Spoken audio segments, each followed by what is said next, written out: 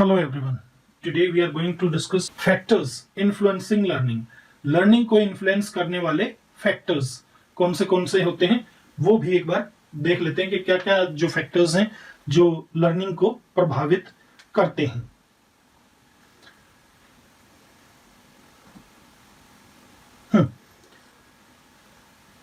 There are some personal factors that deal with the innate aspect of an individual and are unique to him or her. These factors have their high influence on the rate of learning. These factors are very significant as these determine what the individual can learn, how much time, effort and energy he she needs to put in, and how well he she is likely to learn. Besides personal factors, there are some environmental factors which influence learning. Environmental factors होते हैं, personal factors होते हैं और factors related to teacher भी होते हैं. ठीक है, factors related to teacher भी होते हैं. तो सबसे पहले हम बात कर लेते हैं कि किस किस तरह के factors हैं. Personal factors में देखिए, जैसे personal जो factors हैं वो क्या हैं? Intelligence, goal, readiness and maturation. मतलब बच्चा भाई मैच्योर भी होना चाहिए, उसे रेडी भी होना चाहिए. फिर है सेल्फ कॉन्सेप्ट, पीर ग्रुप इन्फ्लुएंस, साथियों के जो ग्रुप का इन्फ्लुएंस होता है. Aptitude, interest, motivation, background of the learner, भाई किस बैकग्राउंड से आया है, पेरेंट्स कैसे हैं, और लर्निंग स्टाइल, वो किस तरह से मतलब लर्न करता है. फिर है फैक्टर्स रिलेटेड टू टीचर. जो फैक्टर्स रिलेटेड टू टीचर होते हैं उनमें होते हैं जैसे नॉलेज ऑफ सब्जेक्ट मैटर हो गई, मेथड ऑफ टीचिंग हो गया, पर्सनल कैरेक्टरिस्टिक्स हो गई टीचर की, या वो सब्जेक्ट में मतलब इंटरेस्ट बच्चों का कितना बना के रख सकता है. फिर है factors related to environment. Environment से संबंधित जो फैक्टर्स हैं उसमें एक तो क्लासरूम हो गया, एक आपका साइकोलॉजिकल एनवायरनमेंट हो गया, और फिर आपका फैमिली या कम्युनिटी एनवायरनमेंट हो गया. क्लासरूम, ठीक है, क्लासरूम हो गया. फिर अगला क्या है? साइकोलॉजिकल एनवायरनमेंट हो गया. और फिर जो सोशल एनवायरनमेंट आप कह सकते हो, मतलब फैमिली या जो कम्युनिटी एनवायरनमेंट है वो वाला एनवायरनमेंट इसमें आता है. ठीक है, फैक्टर्स रिलेटेड टू एनवायरनमेंट में. तो चलिए वन बाय वन को भी देख लेते हैं. जैसे फैक्टर्स रिलेटेड पर्सनल फैक्टर्स. अब पर्सनल फैक्टर्स में क्या आता है? All these three types of factors have been discussed below. तो देखिए personal factors. These factors are quite important in determining the rate of learning of an individual. Major factors included are as given below. ये जो personal factors होते हैं quite important होते हैं, बहुत ही important होते हैं रेट ऑफ लर्निंग को डिसाइड करने में. ठीक है, कि बच्चा किस रेट पे सीखेगा. कुछ मेजर फैक्टर्स जो हैं वो नीचे दिए हुए हैं. पहला क्या है? इंटेलिजेंस. तो वन बाय वन चलिए इनको देख लेते हैं अपन. पहला दिया इन्होंने इंटेलिजेंस. अब इंटेलिजेंस में क्या होता है, मतलब आप सभी को पता है कि इंटेलिजेंस क्या है क्या नहीं है, तो उसको भी एक बार देख लेते हैं हम. ये जो है इंटेलिजेंस जो है हमारी इफेक्टिव लर्निंग की एबिलिटी को प्रभावित करने वाले कुछ मुख्य फैक्टर्स में से इंटेलिजेंस जो है वो एक फैक्टर होता है. वास्तव में इंटेलिजेंस के गठन में इंडिविजुअल और कल्चर्स में वाइड वेरिएशंस हैं. इंडिविजुअल्स में और कल्चर्स में वाइड वेरिएशंस हैं, मतलब बहुत ज्यादा भिन्नताएं हैं. तो ये की फैक्टर होता है इंटेलिजेंस. और इसको किस तरह से मतलब आप बना सकते हो, किस तरह का होता है, तो उस चीज के अंदर जो है ना बहुत ज्यादा वेरिएशंस होते हैं. ठीक है, किसमें? इंटेलिजेंस की कॉन्स्टिट्यूट्स कि किस तरह से ये बनता है, कैसे इंटेलिजेंस कॉन्स्टिट्यूट होती है, तो वो पर्सन टू पर्सन और कल्चर टू कल्चर जो है वेरी करता है. नेक्स्ट है aptitude. An aptitude is thus best understood as a stable ability of an individual that is readily available as a resource which can be applied to specific tasks requiring this ability, thereby enhancing higher potential for learning. Different jobs require different skills and their corresponding aptitudes. Reasoning, recognizing this, इस बात को पहचानते हुए, recognizing this, psychologists have developed many tests. ये में नहीं है, many tests है, many tests for assessing specific attitudes so as to predict how an individual may perform on a specific skill. One of the most popular used test is differential aptitude test battery, DATB. DATB यानी differential aptitude test battery. Differential aptitude test battery, which measures aptitudes like verbal reasoning, abstract reasoning, numerical ability या mechanical reasoning, spatial ability, language ability, clerical speed and accuracy. इस तरह की चीजों को ये test मापता है. These tests help to identify an individual's aptitude and to predict what he/she will learn and do with ease. देखिए एप्टीट्यूड में होता क्या है. जो एप्टीट्यूड है उसे हम योग्यता कह सकते हैं. ठीक है, एप्टीट्यूड को किसी व्यक्ति की स्टेबल एबिलिटी यानी स्थिर क्षमता जो है वो हम कह सकते हैं. पहली बात, जिसे उन स्पेसिफिक टास्क्स पर अप्लाई किया जा सकता है जिनको इसकी जरूरत है, और इस प्रकार लर्निंग के लिए जो उसका लेवल है उसकी क्षमता को बढ़ाया जा सकता है. अलग अलग जॉब्स में अलग अलग स्किल्स और उनसे संबंधित एप्टीट्यूड यानी उनसे संबंधित जो योग्यता है उसकी जरूरत होती है. इस बात को पहचानते हुए साइकोलॉजिस्ट्स ने स्पेसिफिक एप्टीट्यूड्स का आकलन करने के लिए, टेस्ट करने के लिए कई टेस्ट जो हैं वो उन्होंने डेवलप किए हैं, ताकि अनुमान लगाया जा सके कि कोई इंडिविजुअल किसी स्पेसिफिक स्किल पर कैसे परफॉर्म करता है. जो मोस्ट पॉपुलरली यूज्ड टेस्ट है वो एक टेस्ट है, कौन सा? Differential aptitude test battery. Differential aptitude test battery. ठीक है, ये किस किस चीज को टेस्ट करता है? ये इन सारी चीजों को टेस्ट करता है.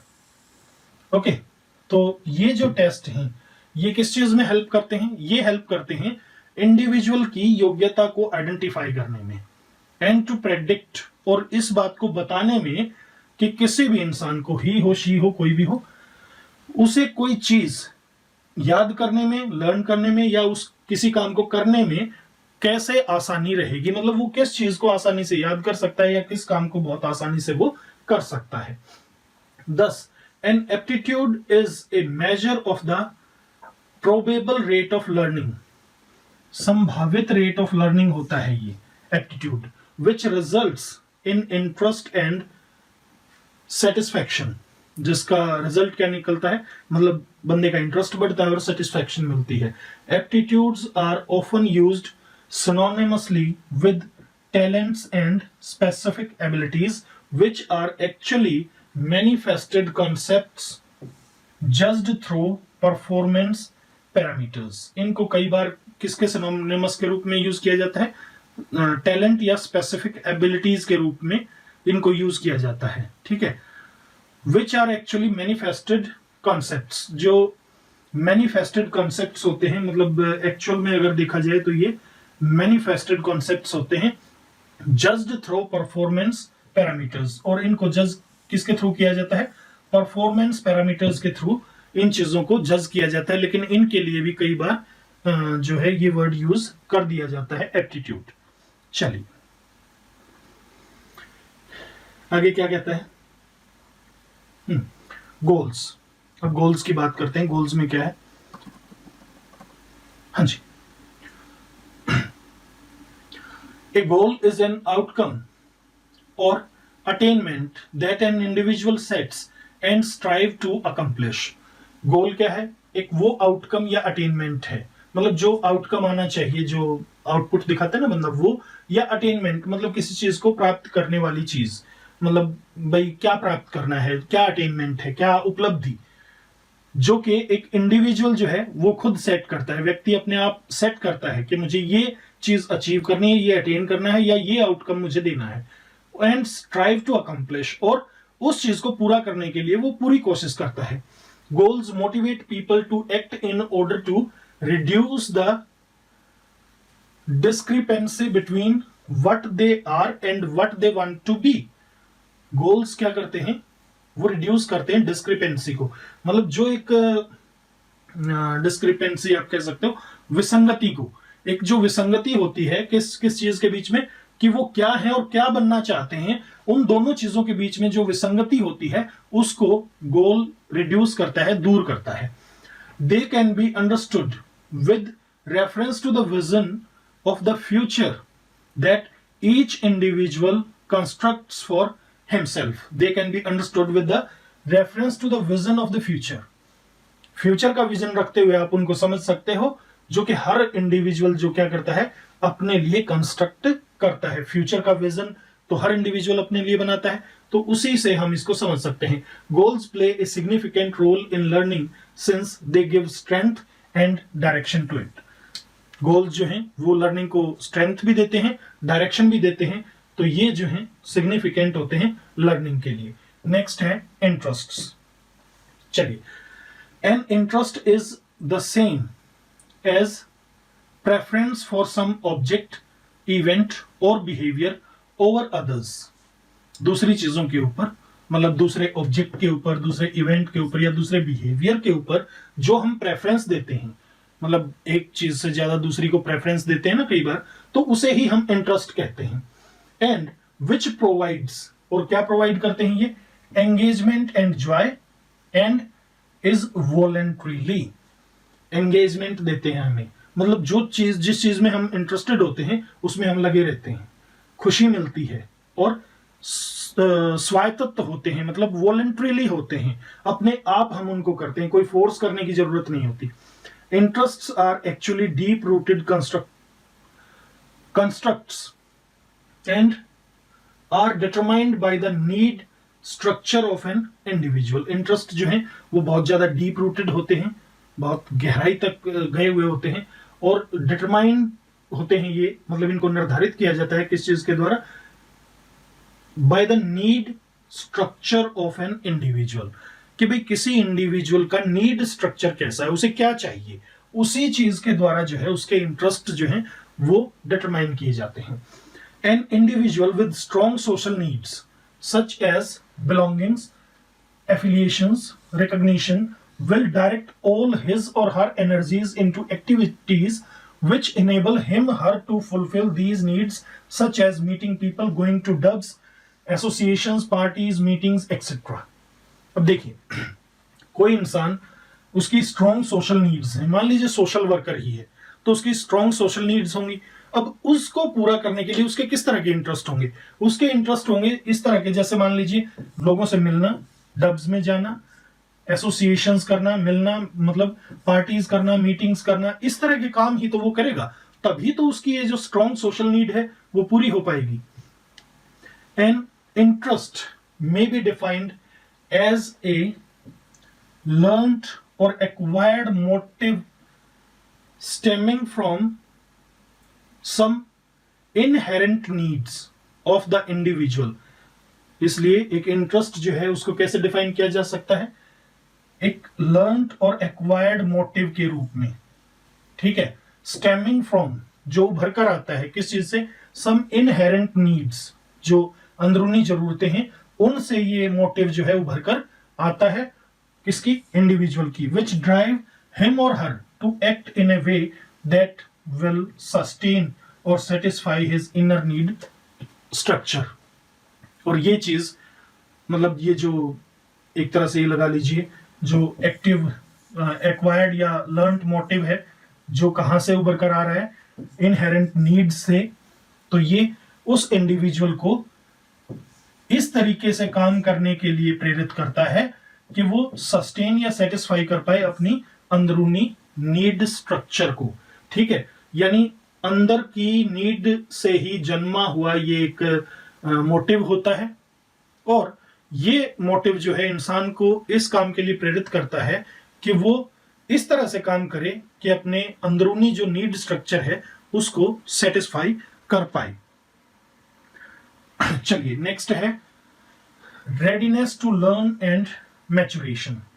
भाई लर्निंग के लिए जो है वो रेडी होना चाहिए बच्चा, उसमें मैच्योरेशन जो है वो होनी चाहिए, तभी तो वो कुछ कर पाएगा। There is an optimal or most appropriate time for each individual to learn a specific skill or concept with ease and efficiency. देखिए हर एक के लिए एक बहुत ही जरूरी क्रूशियल टाइम होता है, बहुत मोस्ट अप्रोप्रिएट टाइम होता है जब कोई इंडिविजुअल जो है ना, प्रत्येक इंडिविजुअल, प्रत्येक व्यक्ति कुछ स्पेसिफिक स्किल्स या कॉन्सेप्ट्स को बड़ी आसानी और बड़े प्रभावी तरीके से सीख सकता है।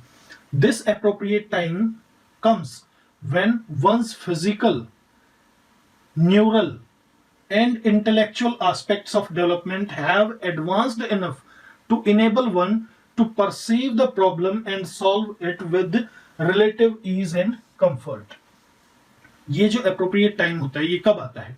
जब किसी इंसान की फिजिकल, शारीरिक, न्यूरल मतलब तंत्रिका संबंधी, इंटेलेक्चुअल दिमाग संबंधी, बौद्धिक जो एस्पेक्ट होते हैं वो इतने डेवलप हो जाते हैं या इतने एडवांस हो जाते हैं कि वो इस इंसान को इस लायक बना देते हैं कि वो उस जो भी प्रॉब्लम है उसको इस तरह से ले सके और सॉल्व कर सके कि उसे उस चीज में कोई दिक्कत ना हो, मतलब बहुत आसानी के साथ प्रॉब्लम को सॉल्व कर पाए, इतनी उसमें डेवलपमेंट हो जानी चाहिए। फॉर इंस्टेंस, उदाहरण के लिए 7 months old child cannot walk since it lacks the physical maturation or level of development required to promote walking.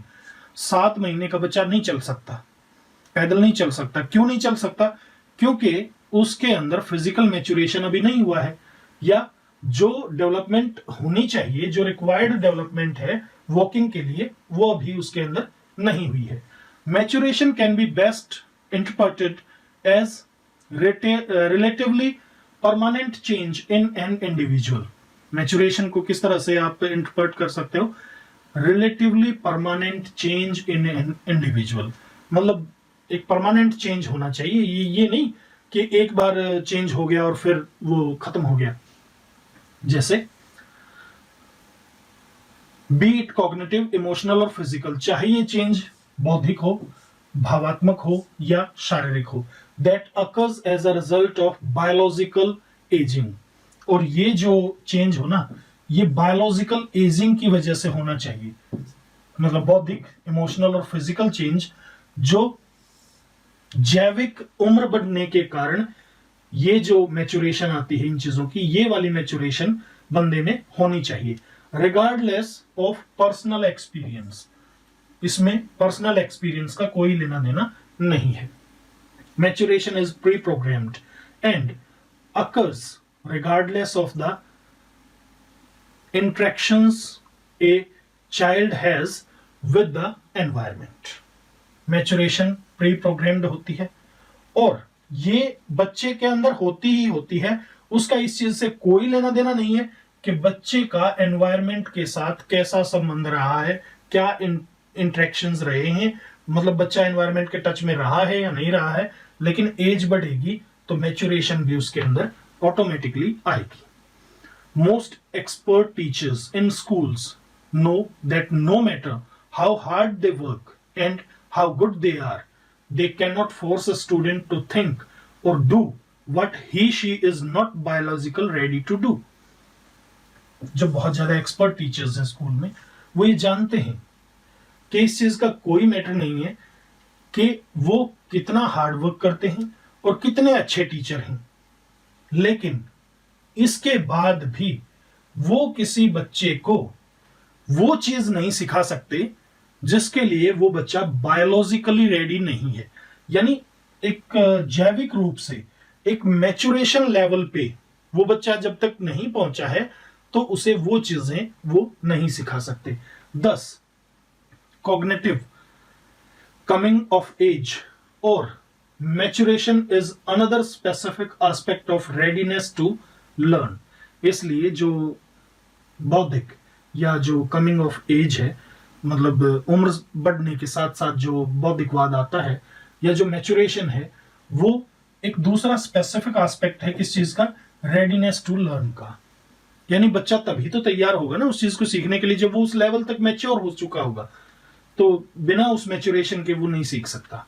It implies that a child should have the requisite level of cognitive skills necessary for solving a problem or accomplishing a task set before him or her। मतलब कोई भी बच्चा जो है उसे उस level तक requisite जो चाहिए उस लेवल तक उसमें कॉग्निटिव स्किल्स, दिमागी स्किल्स उसमें होनी चाहिए। उस लेवल तक कॉग्निटिव डेवलपमेंट या फिजिकल डेवलपमेंट उस बच्चे की हो चुकी होनी चाहिए जिस लेवल की जरूरत उस प्रॉब्लम को सॉल्व करने में होती है। अदरवाइज वो बच्चा जो है उसको सॉल्व नहीं कर पाएगा। चलिए, रेडीनेस के बाद है self concept of learner. Learner का जो सेल्फ कॉन्सेप्ट है वो क्या कहता है वो भी देख लेते हैं। चलिए, self concept of the learner. Self concept is concerned with the idea that one has about himself। जो सेल्फ कंसेप्ट है वो किससे संबंधित है, वो उस आइडिया से संबंधित है जो कोई अपने बारे में बनाता है। मतलब जो भी इंडिविजुअल अपने बारे में जो भी आइडिया बनाता है, that is known as self concept. It also includes the way others see him as well as the way he actually is. ये उस चीज को भी इंक्लूड करता है कि उसे दूसरे किस तरीके से देखते हैं और वो वास्तव में क्या है। In addition it includes the way he would like to be. और इसके साथ साथ ये उस चीज को भी इंक्लूड करता है कि वो बनना कैसा चाहता है। Young people whose experiences do not assist the development of a positive and realistic self concept tend to perceive the school as hostile and very removed from the realities of life. देखिए, young जो students होते हैं जिनका experience assist नहीं कर पाता development को positive और रियलिस्टिक सेल्फ की, मतलब जो पॉजिटिव और रियलिस्टिक वे में अपने आप का एक आइडिया डेवलप नहीं कर पाते, उनके लिए स्कूल क्या बन जाता है, उनके लिए स्कूल बन जाता है एक हॉस्टाइल प्लेस, एक बहुत दुखदाई जगह और बहुत ज्यादा रिमूव्ड रियलिटीज ऑफ लाइफ से बहुत ज्यादा दूर की एक चीज बन जाता है। They would rather prefer to engage in rebellious activities। वो विद्रोही जो एक्टिविटीज होंगी उनमें ज्यादा इन्वॉल्व होंगे।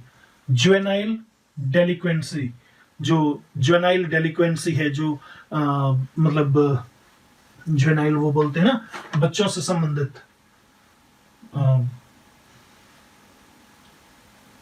जुवेनाइल किशोर अपराध, जुवेनाइल बोलते हैं किशोर, सॉरी बच्चों से नहीं, किशोर अपराध। तो किसमें इन्वॉल्व हो जाएंगे, रेबेलियस एक्टिविटीज में, जुवेनाइल डिलिक्वेंसीज में, यानी जो किशोर अपराध है उनमें, and avoidance of school then to learn, और वो लर्निंग की बजाय स्कूल को अवॉइड करना चाहेंगे। अब है background of the learner. Learner की बैकग्राउंड, मतलब लर्नर की बैकग्राउंड कैसी, क्या किस तरह होती है, उसके बारे में थोड़ी बात कर लेते हैं। एक बार टाइम देख लेते हैं और कैमरा चल भी रहा है। हाँ जी, सभी कुछ ठीक ठाक चल रहा है, तो इसको चलने देते हैं, आधा घंटा और चलाएंगे इसको। Background of the learner. Children come to school from various backgrounds. Some come from very poor homes while others have well-to-do parents. There are also those whose parents are illiterate while others have parents who are educated। मतलब अलग अलग background से आते हैं, कुछ बहुत गरीब family से आते हैं, कुछ जो है वेल टू डू फैमिली से आते हैं, कुछ के पेरेंट्स इलिटरेट होते हैं और कुछ के पेरेंट्स एजुकेटेड होते हैं। ये अभी तक यहाँ तक जो है बैकग्राउंड में हमने देखा कि गरीब अमीर और पेरेंट्स जो है वो इलिटरेट और educated. In the same manner, इसी तरह से children have parents who are civil servants or who work in non-government establishment. We also have those whose parents are self-employed. मतलब जॉब के बारे में भी यही बताया है, भाई सिविल सर्वेंट्स हो सकते हैं, या नॉन गवर्नमेंट में जो है वो कोई जॉब कर रहे हो सकते हैं, या सेल्फ एम्प्लॉयड भी हो सकते हैं, मतलब उनका खुद का काम भी हो सकता है। Whichever category that the child belongs to, चाहे वो किसी भी कैटेगरी से बच्चा संबंधित हो, he brings with him the formal schooling, he brings with him to formal schooling, मतलब जब एक फॉर्मल स्कूलिंग उसकी हो रही होती है तो उस फॉर्मल स्कूलिंग में वो अपने साथ क्या लेके आता है, a way of functioning which carries the imprint of his upbringing at home. वो फंक्शन करने का मतलब किस तरह से वो बच्चा फंक्शन करेगा, वो एक ऐसा तरीका स्कूल में लेके आता है, फॉर्मल स्कूलिंग में ऐसा वो तरीका लेके आता है जो तरीका मतलब उसके घर पर किस तरह से उसकी प्रोग्रेस हो रही है उस चीज का उसके ऊपर एक इम्प्रिंट होता है, उसके ऊपर एक प्रभाव होता है, यानी घर में उस बच्चे का कैसे अपब्रिंगिंग हो रही है वही तरीका जो है उसी तरीके से बच्चा जो स्कूल में भी बिहेव करता है। Children who come from well provided homes and where parents understand their roles as caregivers tend to have an early advantage over those from poor homes। वो बच्चे जो वेल प्रोवाइडेड होम से आते हैं और जहां पर पेरेंट्स जो हैं वो अपनी रेस्पॉन्सिबिलिटी समझते हैं कि हम इनके केयर गिवर्स हैं, वो क्या करते हैं, वो एक अर्ली एडवांटेज ले लेते हैं उन बच्चों पर जो गरीब परिवारों से आते हैं।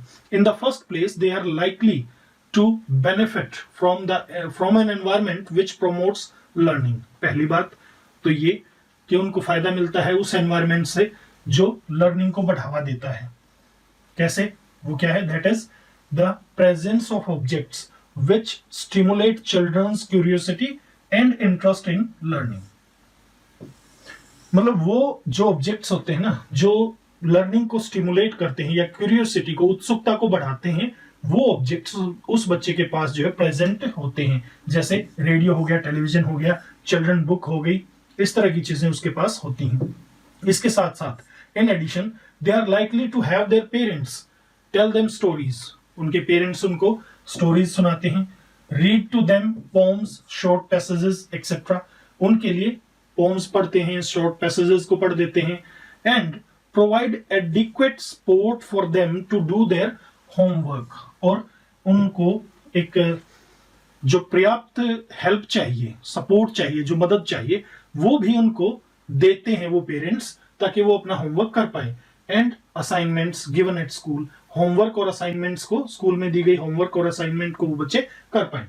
10 such parents show proper concern for the education of their children. इसलिए इस तरह के जो पेरेंट्स होते हैं वो एक सही सही कंसर्न दिखाते हैं, चिंता दिखाते हैं अपने बच्चों की एजुकेशन को लेकर। चलिए नेक्स्ट है peer group influence. Peer group influence क्या होता है? Children and adolescents exercise a great deal of influence on themselves। बच्चे जो हैं वो एक बहुत ज्यादा इन्फ्लुएंस फील करते हैं अपने आप के ऊपर। This influence is felt both inside and outside the classroom. ये प्रभाव जो है वो कहां कहां महसूस करते हैं? क्लास के अंदर भी और क्लास के बाहर भी। One known fact about children is that they desire to conform to behaviour that is defined by each particular group. मतलब वो जो है एक ये वेल नोन फैक्ट है कि बच्चों के अंदर ये डिजायर होती है कि वो हर पर्टिकुलर ग्रुप के द्वारा किया गया बिहेवियर जो है उसको कंफर्म कर पाए। This desire often takes the form of wishing to take part in class activities. और यही डिजायर जो है वो किस में बदल जाती है? एक उस इच्छा में बदल जाती है, विश में बदल जाती है, जो बच्चे को क्लासरूम एक्टिविटीज में, क्लास एक्टिविटीज में पार्टिसिपेट करने के लिए प्रेरित करती है। So that children can win the approval of their parents and teachers. ताकि वो अपने पेरेंट्स और टीचर्स का अप्रूवल जीत सके। They may also work towards impressing their classmates so that they can win approval for their behavior within and outside the classroom। और वो अपने जो क्लासमेट्स हैं उनका अप्रूवल भी जीतने की कोशिश करते हैं ताकि वो अपने बिहेवियर से सबको मतलब अच्छा लगे, सबका अप्रूवल ले लें क्लास के अंदर और बाहर दोनों जगह। अब हैं factors related to teacher. These factors include the following. इसमें कौन सी चीजें आती हैं? एक तो सब्जेक्ट मैटर की नॉलेज आती है, जो मेथड ऑफ टीचिंग है और टीचर का जो पर्सनल एक मतलब लुकआउट होता है, लाइक दैट, ये सब चीजें उसमें आती हैं. Professional teachers have often been criticised for paying attention to the how of teaching and ignoring the what of their function. While this criticism often lacks ground, it is important to stress the necessity to strike a balance between what should be taught and how it should be taught. जो professional teachers हैं वो आमतौर पर इस बात के लिए criticise किए जाते हैं कि वो हाउ के ऊपर तो ध्यान देते हैं कि किस तरह पढ़ाना है, लेकिन व्हाट को इग्नोर कर देते हैं कि क्या पढ़ाना है और क्या नहीं पढ़ाना है. मतलब तरीके के ऊपर तो ध्यान देते हैं, लेकिन सब्जेक्ट मैटर के ऊपर वो ध्यान कई बार नहीं देते. जबकि ये क्रिटिसिज्म जो है वो आधार को कई बार मतलब मिस कर जाता है, मतलब पूरी तरह से ठीक आधार इसका नहीं है. क्योंकि ये बात इंपॉर्टेंट है कि एक जरूरत है, नेसेसिटी है एक बैलेंस बनाने की दोनों चीजों के बीच में. हाउ और व्हाट दोनों चीजों के बीच में एक तालमेल बनना चाहिए. This is because both inputs are strong factors in determining the quality of a teacher's products. ये क्यों है, मतलब दोनों चीजों के बीच में बैलेंस क्यों होना चाहिए, हाउ और व्हाट के बीच में? क्योंकि ये बहुत ही दोनों चीजें बहुत इंपॉर्टेंट फैक्टर्स हैं जो टीचर की क्वालिटी के ऊपर, मतलब जो भी टीचर आउटपुट देगा, टीचर की quality of A teachers products, मतलब जो लर्नर्स होंगे उनकी क्वालिटी को सही मतलब निर्धारित करने के लिए दोनों चीजें बहुत जरूरी हैं. We can not overstress the point that the teacher should have a certain degree of mastery over what he teaches. हम जो है इस बात के ऊपर ओवर स्ट्रेस नहीं कर सकते इस पॉइंट के ऊपर कि टीचर के पास वो सर्टेन डिग्री होनी चाहिए मास्टरी की, जिस चीज को वो पढ़ाता है, मतलब जिस चीज को वो पढ़ाता है उसकी मास्टर की डिग्री होना ही, सिर्फ इसी बात पर स्ट्रेस देना सही नहीं है. सच knowledge enhances his self concept and ensures that children and adolescents spend their time in school in a worthwhile manner. जो ऐसी नॉलेज है वो उसके सेल्फ कंसेप्ट को एक तरह से इंश्योर करती है और बच्चों की, जो बच्चे हैं वो स्कूल के अंदर एक सही तरीके से अपना टाइम जो है वो व्यतीत कर पाते हैं.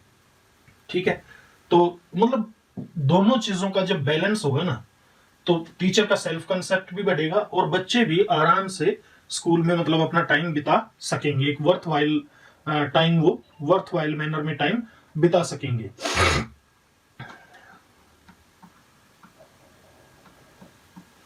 ओके, नेक्स्ट है मेथड ऑफ टीचिंग. तो मेथड ऑफ टीचिंग में ये क्या कहता है? As we indicated in the previous section, knowledge of subject matter is not enough for a person to be an effective teacher.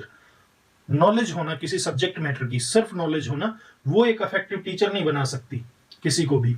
Organisation of learning experiences involves familiarity with the methods by which these experiences could be delivered. जो learning experiences हैं उनकी organisation जो है वो इस बात को शामिल करती है अपने अंदर कि जो मेथड्स हैं उनके साथ टीचर की कितनी फेमिलियरिटी है, मतलब टीचर मेथड्स से कितना फेमिलियर है. नॉलेज होना एक अलग बात है, लेकिन उसको टीचिंग मेथड्स का भी पता होना चाहिए. तो जो टीचिंग मेथड्स हैं उनसे उसकी कितनी फेमिलियरिटी है और इन्हीं टीचिंग मेथड्स के माध्यम से वो अपनी उस नॉलेज को डिलीवर कर सकता है. Studies which have been done by several scholars indicate that education has acquired the character of science. बहुत सी स्टडीज जो स्कॉलर्स ने की हैं उन्होंने उन स्टडीज ने क्या दिखाया है, क्या दर्शाया, क्या इंडिकेट किया है कि जो एजुकेशन है उसने जो विज्ञान वाला जो कैरेक्टर है, जो विशेषता है, वो एक तरह से अपना ली है. Part of what is involved in being a science, इसको साइंस बनाने में जो हिस्सा इन्वॉल्व है वो हिस्सा क्या है, is that it has a body of knowledge. वो ये है कि एजुकेशन में अब बॉडी ऑफ नॉलेज है, एक ढांचा है नॉलेज का, which its practitioners ought to have. जो इसको प्रैक्टिस करते हैं, जो एजुकेशन को प्रैक्टिस कर रहे हैं, मतलब चाहे पढ़ने वाले चाहे पढ़ाने वाले, उनके पास ये ढांचा होना चाहिए. Secondly, there is a way of giving out that knowledge which we also expect that anyone involved in teaching should know. दूसरी बात क्या है कि वहां पर एक ऐसा वे होना चाहिए गिविंग आउट का, देने का, मतलब जो नॉलेज देने का एक ऐसा तरीका होना चाहिए, और ये भी हम एक्सपेक्ट करते हैं कि कोई भी जो टीचिंग में इन्वॉल्व है, जो उसमें शामिल होता है, उसे पता होना चाहिए कि वो क्या टीच करवा रहा है, मतलब उस के पास वो सब्जेक्ट मैटर भी होना चाहिए. This implies that the teacher is first expected to learn about the philosophy behind any subject which he teaches. पहली बात तो टीचर को किसी भी सब्जेक्ट को जिसे वो पढ़ा रहा है उसके पीछे की क्या फिलॉसफी है वो चीज उसे पता होनी चाहिए. He is expected to convince both himself and his learners that his subject area has usefulness and applications in real life. ये इंपॉर्टेंट है. उसे अपने आप को और अपने स्टूडेंट्स को कन्विंस करना आना चाहिए इस चीज के लिए कि जो सब्जेक्ट वो पढ़ा रहा है उस सब्जेक्ट की रियल लाइफ में एप्लीकेशन है, यानी वो सब्जेक्ट रियल लाइफ में आप अप्लाई कर सकते हो और वो सब्जेक्ट रियल लाइफ में यूजफुल भी है. मतलब वो कन्विंस कर पाए दोनों को, अपने आप को भी और लर्नर को भी. Next, he is expected to study what is known as the internal arrangement. उससे ये भी एक्सपेक्ट किया जाता है कि उसे जो इंटरनल अरेंजमेंट है सब्जेक्ट की, ऑफ अ सब्जेक्ट, मतलब अंदरूनी अरेंजमेंट, भाई कैसे कौन सी चीज पहले पढ़ानी है, कौन सी बाद में पढ़ानी है, क्या पढ़ाना है क्या नहीं पढ़ाना है, वो सारी चीजें जो है वो अरेंजमेंट भी टीचर को आनी चाहिए. That is how can each content area of that subject be arranged in such a manner that it can be presented to learners. मतलब ये अरेंजमेंट क्या है कि उसे पता होना चाहिए कि हर कंटेंट एरिया को, उस सब्जेक्ट के हर कंटेंट एरिया को किस तरह से अरेंज किया जाए ताकि वो लर्नर के सामने एक अच्छे ढंग से प्रेजेंट किया जा सके. चलिए नेक्स्ट है personal characteristics of a teacher. जो पर्सनल कैरेक्टरिस्टिक्स हैं टीचर की वो भी एक तरह से मतलब महत्व रखती हैं. The kind of attitude that the teacher brings towards teaching is important in the teaching learning process. जिस तरह का रवैया टीचर टीचिंग लर्निंग प्रोसेस में अपनाता है वो बहुत ही इंपॉर्टेंट है. It is almost self-evident that one cannot do what he does not like well. ये तो एक मतलब आप सब के मानने वाली बात है, सेल्फ एविडेंट है, खुद ही मतलब एक स्पष्ट बात है ये तो अपने आप में कि कोई भी उस काम को अच्छे से नहीं कर सकता जिसे वो करना नहीं चाहता. ठीक है. It is important therefore for the teacher to love his job and the children और अडोलसेंट्स हु ही टीचेस. इसलिए टीचर को अपनी जॉब से प्यार होना चाहिए और उन बच्चों से भी जिनको वो पढ़ाता है, यानी उसके मन में एक रेस्पेक्ट, एक प्यार की भावना होनी चाहिए अपने काम और बच्चों के प्रति, तभी वो इस काम को अच्छे से अंजाम दे पाएगा. This is one way in which he can get the learners to believe in what he is doing and to have regard for him. This is one way in which he can get the learners to believe in what he is doing and to have regard for him. मतलब इस तरीके से वो learners को ये विश्वास दिला सकता है कि वो जो कुछ कर रहा है वो सही है और वो उसको रिगार्ड दें, यानी उसकी रेस्पेक्ट भी करना स्टार्ट कर देंगे. Such regard translates into general love for the school and what it stands for. ऐसे जो रिगार्ड हैं, जब बच्चे मतलब टीचर्स को रिगार्ड देना स्टार्ट कर देते हैं तो वो एक जनरल लव में ट्रांसफर हो जाते हैं स्कूल के प्रति और व्हाट इट स्टैंड्स फॉर, और स्कूल जिस चीज के लिए होता है यानी लर्निंग के प्रति, टीचिंग लर्निंग के प्रति. We expect the teacher to show warmth, understanding, affection, and conditional acceptance to all the children in his class. Unconditional, sorry, not conditional, unconditional acceptance. मैं भी सोचूं कि conditional acceptance कैसे हो सकती है बच्चों के लिए. टीचर से हम उम्मीद करते हैं वार्मथ की, अंडरस्टैंडिंग की, अफेक्शन की और अनकंडीशनल एक्सेप्टेंस की. मतलब टीचर जो है हर बच्चे को बिना किसी कंडीशन के अपनाए, सभी के प्रति वो वार्मथ दिखाए, उनको समझे, उनके प्रति प्यार दिखाए। ये सब चीजें हम टीचर से जो है एक्सपेक्ट करते हैं। आगे कहता है, the teacher in class is like a parent to all the children. It is a bad parent who shows open affection for some of his children and dislike for others. The likelihood is that those he does not like will also show their lack of fondness for him. देखिए, ये एक बुरे parent के लक्षण है कि वो एक के प्रति तो नफरत दिखाए और एक के प्रति प्यार दिखाए। और इससे होगा क्या कि वो जो बच्चे जिनके प्रति वो मतलब प्यार नहीं दिखा पा रहे हैं, वो भी उसके प्रति जो है फॉन्डनेस में लैक कर जाएंगे, तो वो बच्चे मतलब उस टीचर को पसंद नहीं करेंगे। मोर देन दिस, इससे भी ज्यादा, it will lead to equating him with the negative aspects of schooling and the conclusion that there is no point in going to school. और इससे भी ज्यादा क्या है, ये स्टूडेंट्स को मतलब इस तरफ ले जाएगी कि वो स्टूडेंट्स जो हैं उस टीचर को उस बराबर मान लेंगे जो स्कूलिंग के नेगेटिव एस्पेक्ट होते हैं। यानी बच्चों द्वारा टीचर स्कूल के नेगेटिव एस्पेक्ट्स के समान मान लिया जाएगा, और फिर क्या होगा, बच्चों का स्कूल में आने का कोई तुक ही नहीं बनता है। The teacher is expected to remain close to those that he teaches. जिनको वो पढ़ाता है उनके पास रहे, नजदीक रहे. He should be interested in understanding their problems in and out of the classroom. Classroom के अंदर बाहर की जो प्रॉब्लम्स है बच्चों की, उनको समझने में उसे इंटरेस्ट होना चाहिए. Where possible, he can contribute towards solving the students' problems by visible approaches that could be adopted. और जो विजिबल अप्रोचेस हैं, जिनको स्वीकार्य हैं, जो स्वीकार करने लायक, उन अप्रोचेस को अप्लाई करके टीचर को कोशिश करनी चाहिए कि वो कि अपने जो स्टूडेंट्स हैं उनकी प्रॉब्लम्स को सॉल्व कर पाए. The teacher should be cheerful, have a sense of humour. Cheerful होना चाहिए, सेंस ऑफ ह्यूमर होनी चाहिए उसमें. And be able to manage his own crisis, और उसे अपने क्राइसिस को, अपने संकटों को, अपनी मुसीबतों को, अपनी परेशानियों को मैनेज करने वाला होना चाहिए. For example, if a man disagreed with his wife the previous night, it does not quite speak well of him to carry the experience into the classroom. उदाहरण के लिए, अगर एक आदमी का पिछली रात को अपनी वाइफ के साथ किसी बात पर डिसएग्रीमेंट हो गया है, यानी कुछ थोड़ा बहुत मनमुटाव है, और ये बात फिर बोलना अच्छा नहीं है कि वो इंसान उस बात को, उस फीलिंग को, उस एक्सपीरियंस को क्लासरूम के अंदर भी लेकर जाए. यानी वैसे ही मूड में वो अगर क्लासरूम में जाएगा तो वो कैसे पढ़ाएगा. ठीक है. फिर है retaining an interest in learning. Learning के अंदर इंटरेस्ट को बनाए रखना, ये भी टीचर की ही क्वालिटी होती है. चलिए, the primary function of a teacher is instruction.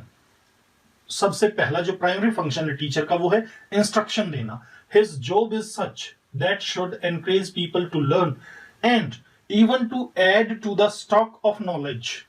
उसकी जॉब क्या होती है कि वो लोगों को एनकरेज कर सके लर्निंग के लिए. या मान लीजिए किसी ने पहले से कुछ काफी लर्निंग कर रखी है, उसके पास काफी नॉलेज है, स्टॉक ऑफ नॉलेज है, तो उसे एनकरेज करना चाहिए लोगों को कि वो उस स्टॉक ऑफ नॉलेज में कुछ और ऐड कर लें. Children in a teacher's class are supposed to be inspired by him to such an extent that they define various aspirations for themselves.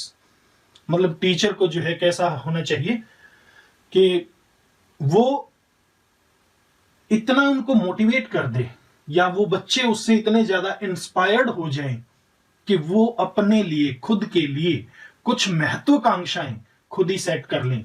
If he should be able to achieve this objective, अगर इस objective को achieve करने में teacher कामयाब हो जाता है, it follows that the teacher himself must be actively interested in the continued acquisition of knowledge. तो इसके बाद क्या आता है कि टीचर जो है वो खुद एक्टिवली इंटरेस्टेड रहता है किसमें, कंटिन्यूड एक्विजिशन ऑफ नॉलेज. लगातार ज्ञान को ग्रहण करने में वो टीचर खुद भी इंटरेस्टेड रहता है. अब है factors related to environment. Environment से रिलेटेड जो फैक्टर्स हैं, पहला है क्लासरूम. देखिए, क्लासरूम सेफ, सिक्योर होनी चाहिए, अच्छे ढंग से मैनेज की गई क्लासरूम होनी चाहिए. दूसरा है साइकोलॉजिकल एनवायरनमेंट, और तीसरा है environment of the immediate community मतलब जैसे पेरेंट्स हो गए, रिलेटिव्स हो गए, वगैरह वगैरह, पड़ोसी हो गए, इस तरह से। चलिए देखते हैं classroom. The physical setting for learning affects the learner. Learning के लिए जो फिजिकल सेटिंग है, आसपास की जो भी सेटिंग है, वो लर्नर को अफेक्ट करती है।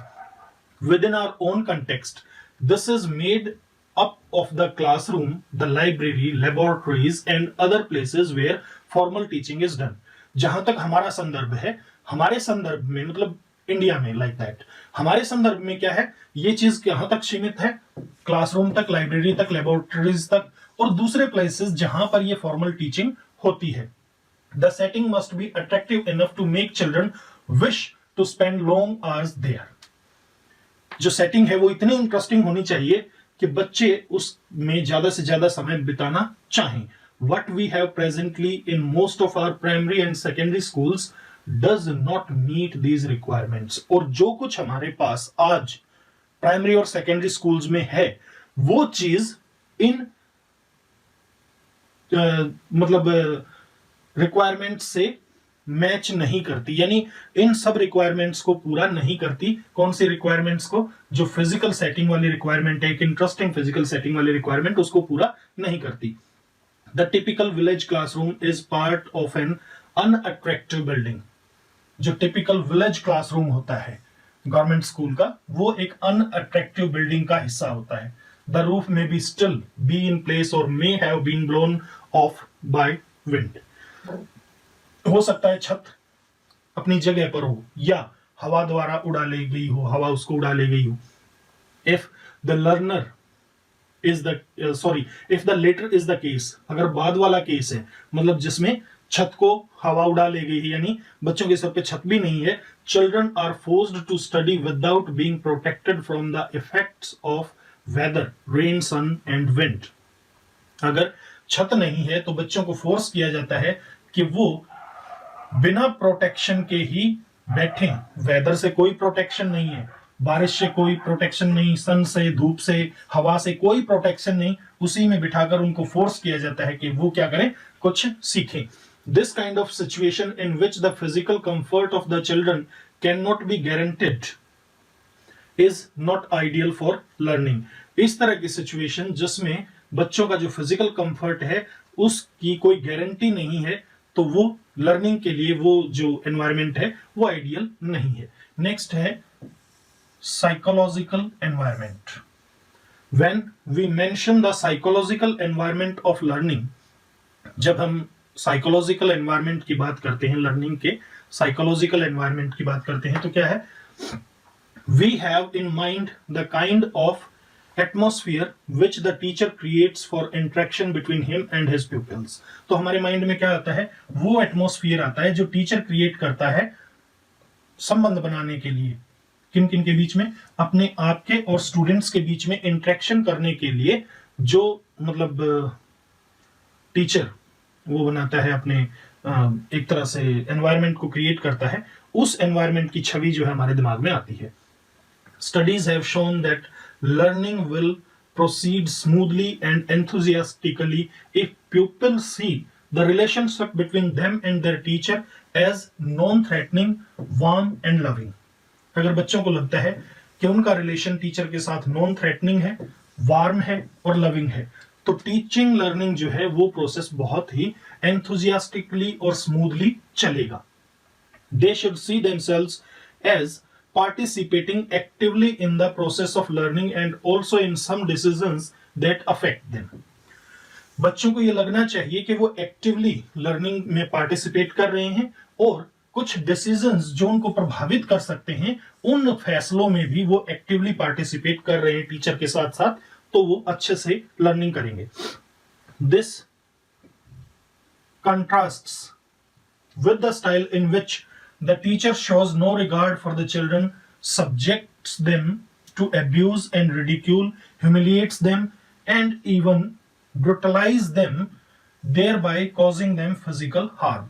और ये जो चीज है, ये वाला जो एनवायरनमेंट है जो अभी हमने डिस्कस किया, ये किसके विपरीत है? ये उस स्टाइल के विपरीत है जिस स्टाइल के अंदर टीचर जो है कोई रिगार्ड नहीं दिखाता बच्चों के प्रति, उनके प्रति एब्यूजिंग एंड रिडिक्यूल वाला मतलब बिहेवियर रखता है, ह्यूमिलिएट करता है उनको, और यहां तक कि उनको ब्रूटलाइज करता है, मतलब उनको टॉर्चर करता है एक तरह से, और फिजिकल हार्म उनके ऊपर मतलब आ जाती है, मतलब उनको फिजिकली जैसे पिटाई कर देना, लाइक दैट, इस तरह की चीजें। The latter style can only result in alienation from the teacher and dislike of schooling. अगर बाद वाली स्थिति है जिसमें टीचर पिटाई वगैरह करता है, अगर बाद वाली स्थिति है तो इसमें टीचर से एक अलगाव की भावना बन जाएगी बच्चों के मन में, और वो स्कूल को नापसंद करना शुरू कर देंगे। The psychological environment also has to do with the relationship between one learner and the other learner within the classroom।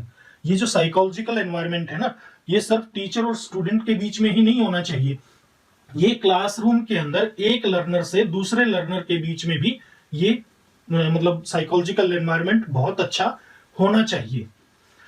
Children need to be taught the spirit of healthy competition. बच्चों को एक तो स्पिरिट ऑफ हेल्दी कंपटीशन सिखाया जाना चाहिए, respect for others, दूसरों के प्रति रेस्पेक्ट रखना सिखाया जाना चाहिए, फिर कोऑपरेटिवनेस उनमें होनी चाहिए as important qualities which they require to be in school. इन चीजों को इंपॉर्टेंट क्वालिटीज के रूप में सिखाया जाना चाहिए जो उनके स्कूल में रहने के लिए जरूरी है। अग्रेसिवनेस, टेम्पर, टेंट्रम्स, टेंट्रम्स क्या होता है, नखरे, tantrums, envy and jealousy can not form the basic for a healthy environment within the school. मतलब एग्रेसिवनेस, टेम्पर, टेंट्रम्स, एनवी, ईर्ष्या मतलब गुस्सा, और अग्रेसिवनेस मतलब बहुत ज्यादा वो हो जाता है ना गुस्से में बच्चा, और टेम्पर टैंट्रम्स मतलब बहुत नखरेबाजी या ईर्ष्या या जेलसी, ठीक है, किसी से बैर विरोध रखना, किसी से जलना, ये सब चीजें हेल्दी एनवायरनमेंट स्कूल के अंदर नहीं बना सकती। तो ये सब चीजें बच्चों को नहीं सिखाई जानी चाहिए। The family and community environment, family और कम्युनिटी का environment. What happens outside the classroom also affects the process of learning। Classroom के बाहर लर्नर के साथ क्या होता है वो चीज भी लर्निंग को अफेक्ट करती है, प्रभावित करती है। You will agree with the idea that the child's first school is his home। आप ये बात तो जरूर मानोगे कि बच्चे का पहला जो स्कूल होता है वो उसका घर होता है। In that sense, the ideas and experiences that he gets from his father, his mother and others who relate with him should help to advance the work of the school. आप देखिए, इस सेंस में अगर आप ये मानते हैं कि बच्चे का पहला स्कूल उसका घर होता है, अगर आप ये मानते हैं तो जो आइडिया और एक्सपीरियंसेस हैं जो वो अपने फादर से, मदर से या और जो दूसरे उसकी फैमिली में रिलेटिव्स हैं उनसे वो जो भी एक्सपीरियंसेस या जो भी आइडियाज लेता है वो चीजें स्कूल के काम को आगे बढ़ाने में मदद कर सकती हैं अगर वो अच्छी उसको मिल रही हैं तो। A child's parents particularly are meant to play supportive roles to the school in terms of everyday care of the child and his education। बच्चे की रोजमर्रा की केयर और उसकी एजुकेशन में ये उम्मीद की जाती है पेरेंट्स से कि वो एक सपोर्टिव रोल जो है वो अदा करें। They are supposed to show interest in what he does at school। ये उनसे उम्मीद की जाती है कि वो उनका बच्चा स्कूल में क्या सीखता है उस चीज में इंटरेस्ट दिखाएं, and how well he does them, और वो उन चीजों को कितने अच्छे ढंग से स्कूल में कर पा रहा है, इन चीजों में पेरेंट्स को इंटरेस्ट दिखाना चाहिए। In the case of educated parents they can do some work which supplement that of the school. जहां तक एजुकेशनल पेरेंट्स का, एजुकेटेड पेरेंट्स का, not educational parents, educated parents का जहां तक सवाल है, पढ़े लिखे माँ बाप का जहां तक सवाल है, वो कुछ ऐसा काम कर देते हैं जो स्कूल के काम के सप्लीमेंट के रूप में कार्य करता है। यानी स्कूल में जो काम हुआ, मान लीजिए उसमें थोड़ी बहुत कमी रह गई, तो एजुकेटेड पेरेंट्स वो काम करेंगे जो उस कमी को, स्कूल में हुए काम की कमी को पूरा कर देता है। नेक्स्ट है मोटिवेशन एंड लर्निंग। ये नया टॉपिक है, इसको हम नेक्स्ट वीडियो में डिस्कस करेंगे। Till then bye bye, have a nice time, thanks for watching.